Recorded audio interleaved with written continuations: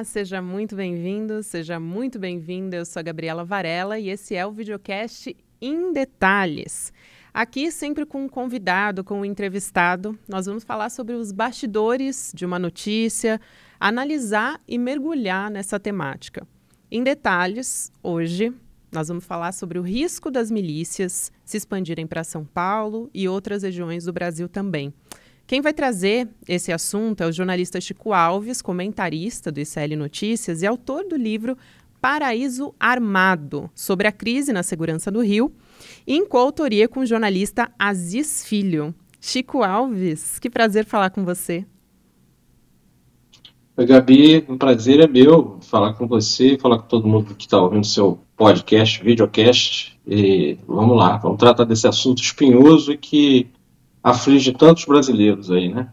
Espinhoso e cada vez mais frequente no nosso noticiário, né, Chico? Antes de entrar especificamente no caso das mortes da Baixada Santista, queria falar sobre o perfil do governador Tarcísio de Freitas, de São Paulo. Ele se vende como moderado, um bolsonarista moderado, mas ele disse que estava extremamente satisfeito com as ações policiais que resultaram nessas mortes na Baixada Santista. E o secretário de segurança dele, é sempre bom a gente lembrar o histórico, é o Guilherme Derrite, que foi retirado do efetivo da rota, da PM, por excesso de mortes em serviço. Ele que acompanhou, inclusive pessoalmente, a operação policial no Guarujá. Isso sem contar o histórico da própria PM de São Paulo, que tem um histórico ligado a matar muito e prender pouco. Apesar de ter tido uma melhora depois que as câmeras passaram a ser usadas nas fardas policiais. Mesmo assim, o Tarcísio tinha ameaçado retirá-la no início da gestão dele, não fazer uso das câmeras, mas no fim das contas permaneceu. E foi bastante importante para a gente reduzir, inclusive, a letalidade policial. Mas eu quero te perguntar, de uma forma bem direta, Chico, qual é o risco das milícias se expandirem para São Paulo? Bom, Gabi, esse risco existe, não as milícias, não sei se das milícias se expandirem, mas do método miliciano ser adotado também em São Paulo, assim como também em outras regiões do Brasil. Porque a base para a existência das milícias é a falta de controle dos governadores, dos comandantes e secretários de segurança sobre as suas tropas, especialmente a Polícia Militar. Foi assim que aconteceu aqui no Rio de Janeiro, já que a partir da atuação dos bicheiros aqui no Rio de Janeiro, que começaram a corromper as polícias para que trabalhassem, ganhassem dinheiro, fazendo segurança dos criminosos, ou praticando crimes, matando adversários de pontos de bicho em outras regiões, isso foi acontecendo. A polícia foi saindo do controle das autoridades, do governador. E é isso que acontece em várias unidades da nossa federação, em vários estados brasileiros, inclusive em São Paulo. Nesse caso aí, o que vinha acontecendo até então, é que mesmo com uma ação violenta da Polícia de São Paulo, por exemplo, o Caco Barcelos fez há algumas décadas atrás o livro Rota 66, que falava do método violento da rota. De lá para cá, houve uma melhora nessa atuação, houve uma redução desse índice de violência, mas mesmo com os governadores recentes de São Paulo, a polícia foi saindo um pouco de controle, matando em algumas ações pessoas sem nenhuma justificativa para isso, mesmo que o índice de São Paulo de mortes em confronto com a polícia não seja tão alto quanto em outros estados, mas havia, sim, já alguns indícios de que a polícia algumas vezes fazia justiça com as próprias mãos. E agora, com o Tarcísio, ele assume no ambiente do bolsonarismo e, apesar de você falar que ele diz que quer ser visto como um bolsonarista moderado, ele é moderado na forma, mas no conteúdo não. Tanto que ele colocou um policial militar para ser secretário de segurança. Então isso faz muita diferença. Na verdade, não é o aparelho de Estado tomando conta da polícia como deveria. É o contrário, é a polícia subindo, a polícia militar assumindo um posto com esse capitão Derrite, que é o secretário, como você falou, é uma pessoa que tem um discurso e uma prática de muita violência. Então, isso ajuda um pouco a polícia a tomar as decisões que bem entenderem, os policiais a tomarem as decisões que bem entenderem. E saindo do controle, tomando as rédeas da própria conduta, a partir daí a milicianização é bem possível. Porque quando é que vira milícia? Como aconteceu aqui no Rio? É quando os policiais passam a lucrar com essa violência. Não é só essa ação violenta que a gente viu com a morte de 16 pessoas lá no Guarujá, mas sim uma ação continuada em que as polícias, os policiais passam a lucrar ao deterem a força, né? Então eles cobram por segurança e cobram por várias outras modalidades de crime que eles permitem que existam. Assim aqui no Rio de Janeiro, e a partir do momento que perde-se o controle em São Paulo e as polícias ganham um pouco mais de independência, não é nem autonomia, independência, tudo é possível, inclusive a milicianização. Chico, eu ia justamente perguntar isso, porque em São Paulo foram 16 mortes em 6 dias na Baixada Santista, e isso é um resultado da Operação Escudo, que foi deflagrada depois que morreu um soldado da Rota. O que difere essa chacina que a gente teve de outras chacinas que foram resultado da morte de outros policiais, porque não é a primeira vez que isso acontece, e não fica meio nebulosa o que é legal, o que é ilegal nessa operação, à medida que a gente está falando aí de um processo de milicianização, né, de como agentes passam a atuar através do medo, né, por meio do medo e implementando, até como você disse, outras medidas, maneiras de tirar dinheiro da população local, enfim, e de coagir essas pessoas a manterem, por exemplo, um GatoNet, né, a que todo mundo use a mesma rede de GatoNet, dentre outras formas, né, cobrando de comércio para manter o comércio, fazer uma suposta segurança do comércio da região. Enfim, queria te ouvir a respeito disso, de como essa operação que foi deflagrada agora, no que ela se difere das outras e como que isso está relacionado com as milícias, isso que a gente está falando. Eu acho que ações como essa, depois da morte de um policial e vir logo depois uma operação rigorosa, violenta da polícia, seja no Rio, São Paulo, em outros estados, isso acontece com frequência. O que me parece que foi a marca dessa operação foi, assim, muito... Nunca o Estado vai admitir que essa operação teve como base a vingança. Isso nunca, nenhuma autoridade vai admitir isso, nenhum policial vai admitir isso. Mas o envio de centenas de policiais para aquela região onde o policial Patrick foi morto, logo depois do crime, assim, é um efetivo muitíssimo maior do que é o normalmente utilizado em grandes ações da polícia, em grandes investigações, em grandes confrontos policiais. Então, a desproporção entre a quantidade de policiais e o crime que aconteceu, o que eles estavam tentando combater, já é um primeiro indício. A forma também de ação naquela região, impondo medo, entrando em casas e abordando qualquer morador que passasse, mesmo que assim, a princípio não tivesse nada a ver com a morte do policial, também me pareceu completamente fora de propósito.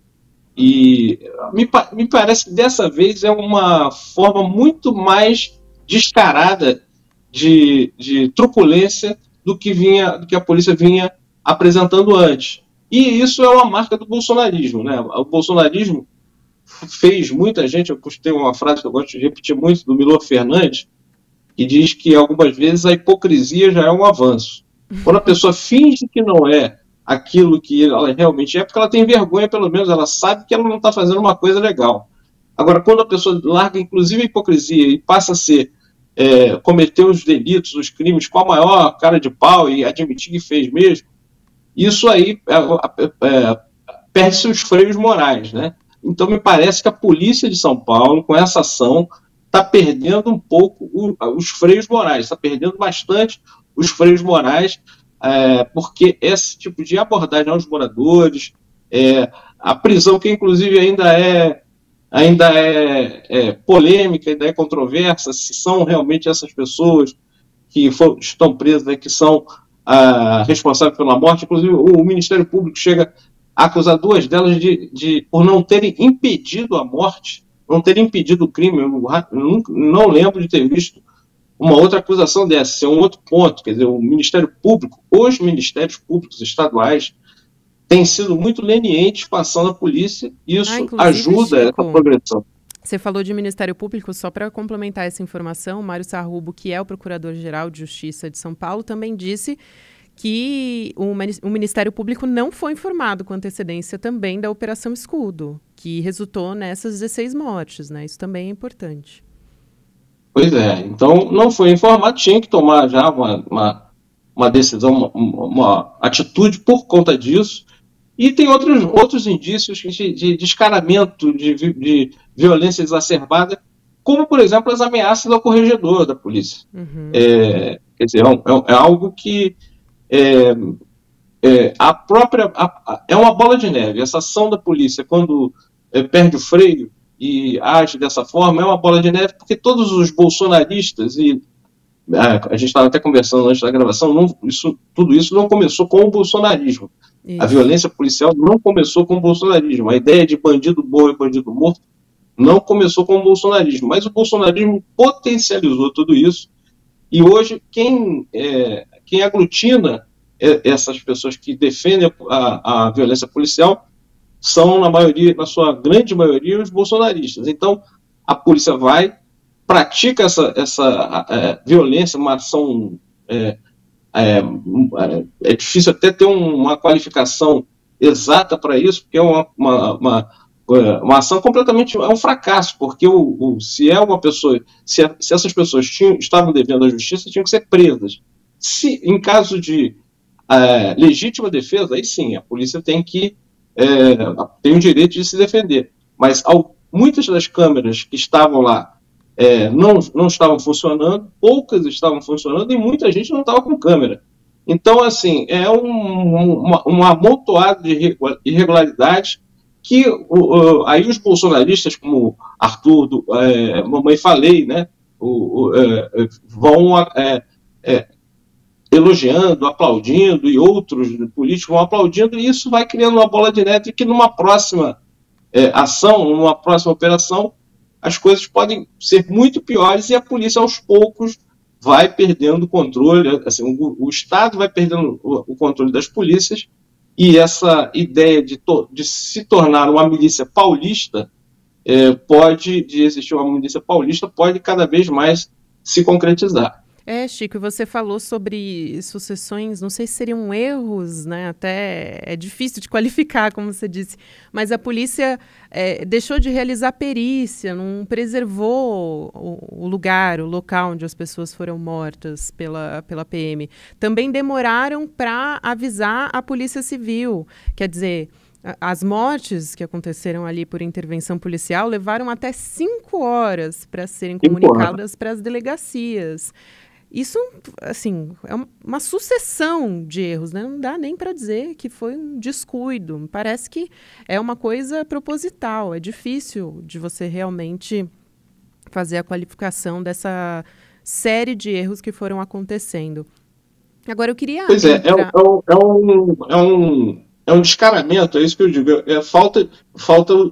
Os pudores vão acabando, né? Os pudores de usar a violência e de esconder a violência praticada pela polícia, de cometer novos crimes, porque quando você desfaz o local, quando você tira os indícios daqueles crimes e exclui da perícia, da possibilidade da perícia detectar, isso, a policial está cometendo um outro crime.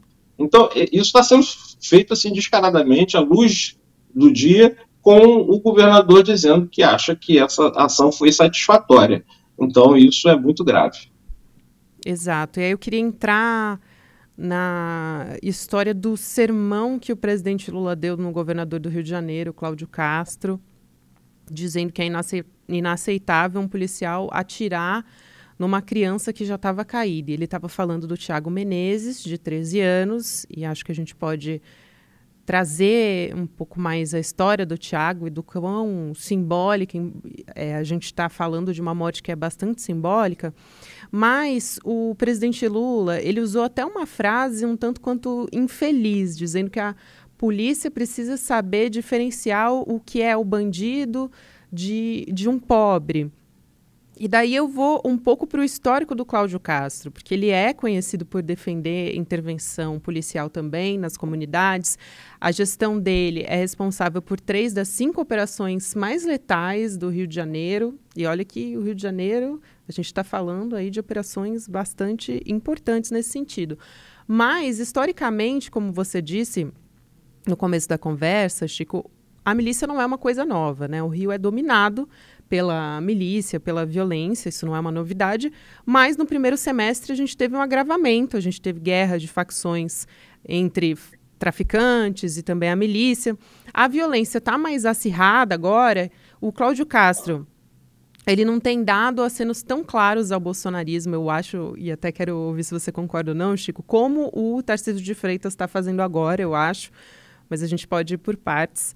Qual que é o tamanho da responsabilidade do Cláudio Castro e do próprio bolsonarismo nesse acirramento que resulta em mortes como a do Thiago, por exemplo? Gabi, a polícia do Rio está fora de controle há muito tempo, né?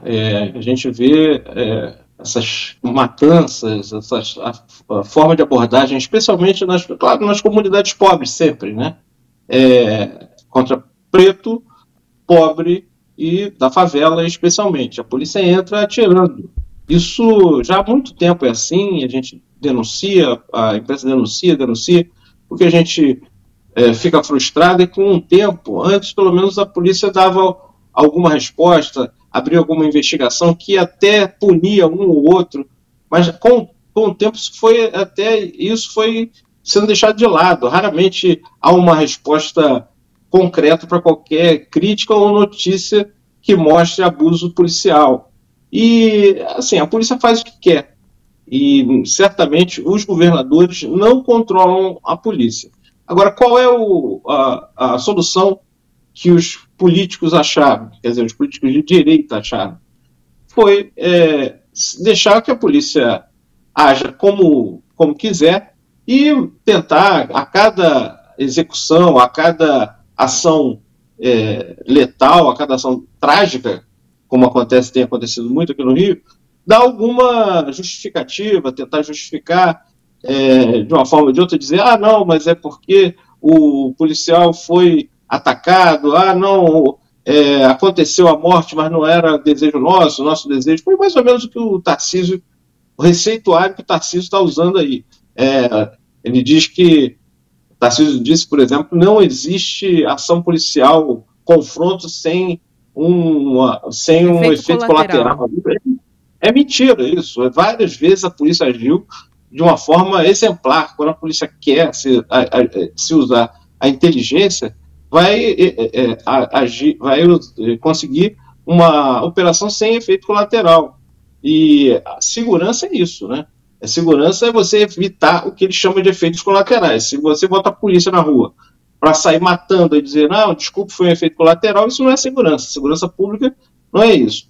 Então, assim, a polícia do Rio está fora de controle há muito tempo e esse discurso de que matar é a solução, matar o bandido é a solução, isso foi assimilado pela população por conta de fracassos em algumas políticas de segurança pública aqui no Rio de Janeiro, como, por exemplo, a UPP, né, que era, a princípio, eu achava que era uma boa solução, mas que, por ingerência política do ex-governador Sérgio Cabral, foi espraiada indiscriminadamente, de uma forma desorganizada, e fracassou.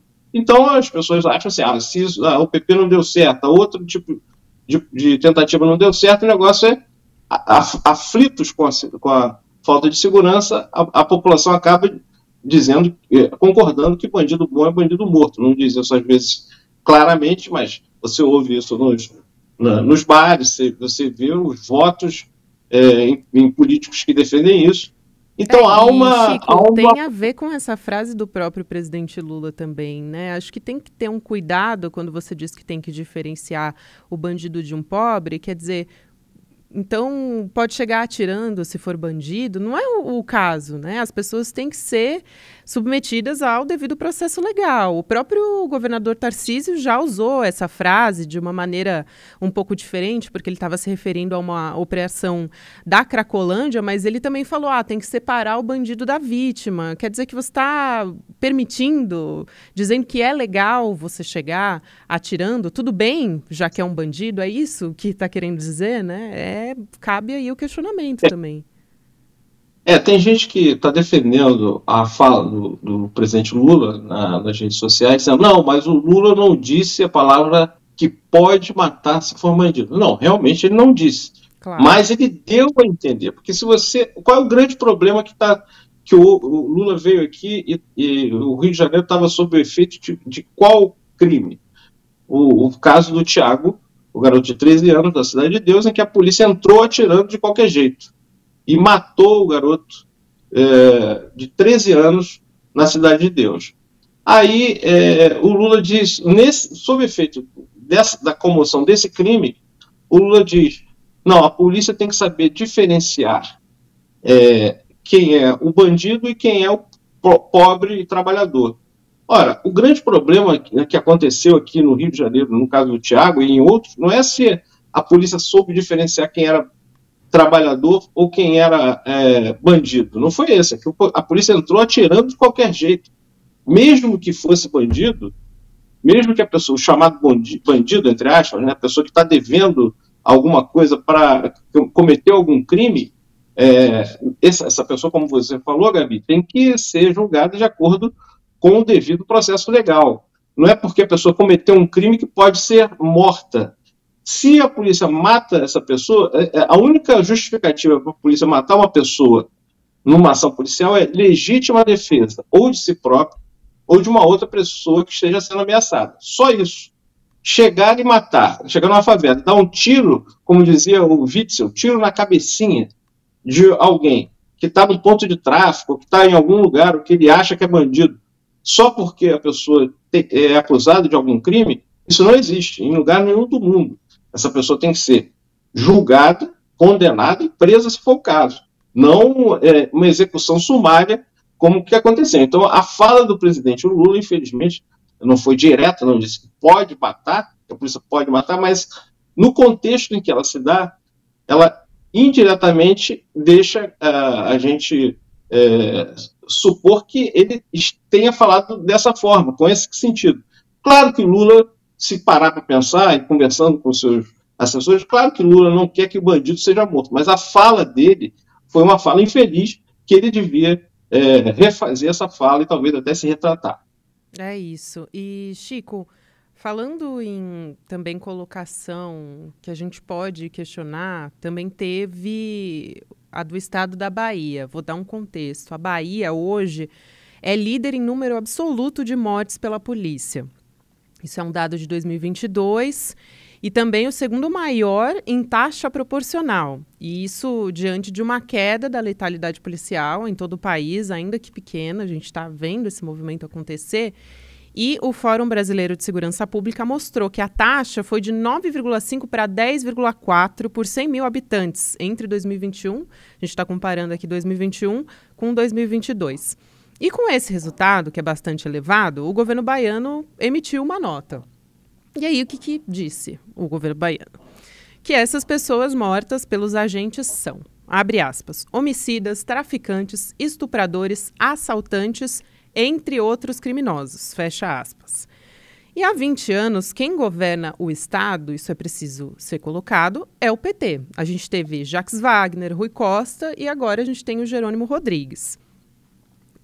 a gente teve 30 mortos na Bahia nas últimas semanas e o governador demorou para se pronunciar. Ele só fez uma colocação dizendo que ia apurar casos de eventual excesso, nas palavras dele, depois que o ministro de Direitos Humanos, o Silvio Almeida, acionou a ouvidoria de direitos humanos por causa dessas mortes. Parece, então, Chico, que o problema da segurança pública vai além do bolsonarismo. Quer dizer, o bolsonarismo agravou a situação, mas é um problema mais profundo, né? Isso, Gabi. Lá na Bahia foram 30 mortes em 8 dias. E a Bahia passa, nesse campeonato macabro, consegue passar o Rio de Janeiro, que tem um número de mortes em confronto com a polícia absurdo. E aí a Bahia consegue passar, sendo, como você falou, 20 anos administrado pelo PT. Então, o que eu falei antes, as polícias estão fora de controle e os governadores tentam adaptar os seus discursos ao que a sua polícia faz. Aí, quando a polícia faz alguma grande ação violenta, com grande repercussão, aí o governador entra para tentar amenizar. Só que dessa vez o governador piorou, né? A nota emitida pelo governo da Bahia piorou as coisas. Então, a gente chega a uma conclusão que a direita tem uma receita para a segurança pública que é essa, o confronto e a morte. Simplesmente a elaboração da segurança pública para a extrema-direita, pelo menos, né? É essa. Perdão.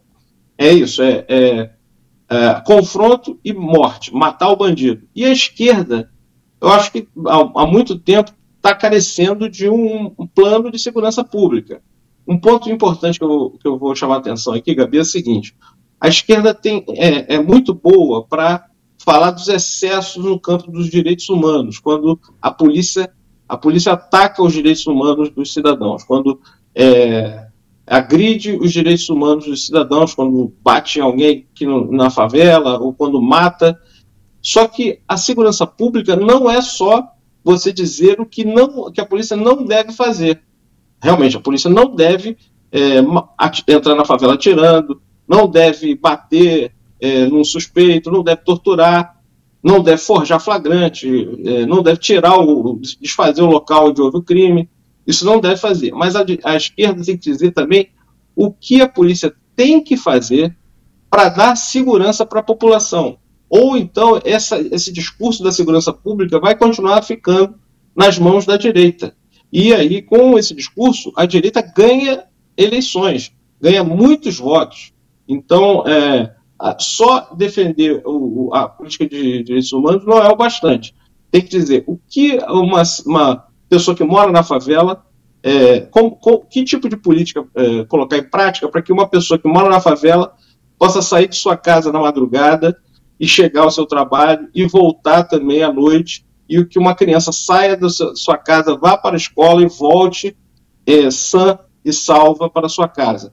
Essa resposta, planos de segurança pública, não só de direitos humanos, isso é uma falha da esquerda.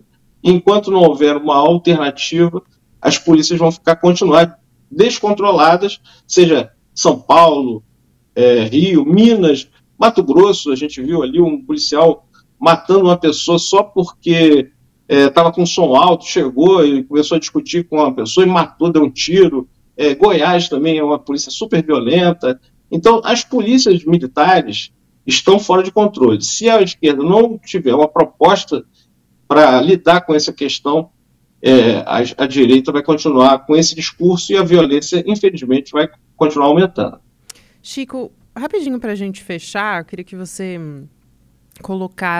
fizesse uma ponderação aí do que a gente precisa fazer para ter esse cuidado mais integrado, sobre a responsabilidade também do governo federal a respeito disso, né? A gente tem visto muito o ministro Silvio Almeida se pronunciando sobre isso, tomando medidas sobre isso, mas em 2018, por exemplo, a gente teve a criação do SUSP, não sei se as pessoas se lembram, né? O Sistema Único de Segurança Pública, que era mais ou menos a pegada do SUS, que a gente tem um sistema integrado de saúde que funciona em todos os estados, em todo o país. E a gente precisa de uma organização realmente na federação em torno de medidas efetivas na segurança pública, de combate à violência, combate ao crime, e acho que isso entra também na questão das polícias e da letalidade policial, né, Chico? Então, qual que é a responsabilidade que o governo federal tem junto com os estados para melhorar essa situação? É uma responsabilidade muito grande, porque é isso, a coordenação nacional cabe ao Ministério da Justiça, apesar das polícias serem estaduais, mas assim como as secretarias de saúde, de educação são estaduais, também os Ministérios da Saúde e da Educação dão as diretrizes gerais.